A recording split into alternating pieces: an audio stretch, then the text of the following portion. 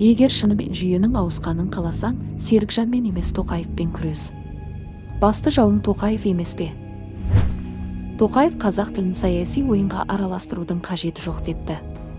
Онда неге өзі орыс тілін көтерім деп, орыс тілін саясатқа араластырып жүр? Шетелге барсаң, сол елдің тілінде үйренуге және сөйлеуге міндеттісің. Ал біздің елге келгендер не үшін біздің тілді үйреніп сөйлеуге міндетті емес? Ұры биліктің ұрлығын айтып, шындықты айтпасқа не болғанымыз?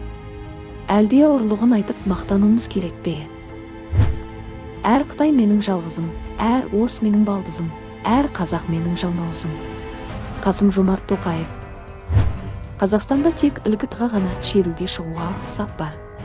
Қалған дені дұрыс халыққа шеруге шығуға рұқсат жоқ.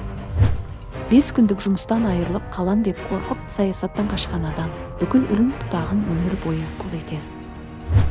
Бүкіл мұғалімдерге үндеу. Алдағы кезектен тыс өтетін сайлауда халықтың дауысын ұрлаушы болмаңыздар. Біздің болашағымызға балта шаппаңыздар.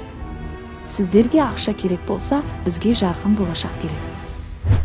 Қазақтар аузын ашса болды, 174-ші статья дайын. Орыстар қазақтарды қорлап жатса да, видеомен кешірім сұрап құтылады. Әділдік қайда? Қандай момын халық едік? Кеше ғана орыстарды кірмесін деп шулап едік. Енді Қытай келмесін деп шулап жатқанымызда Қытайда басып кірді. Тоқаевқа дауыс беретіндердің бәрі қаңтар қырғынында құрбан болған, халықтың өліміне Тоқаевпен бірге серіктес болғандар.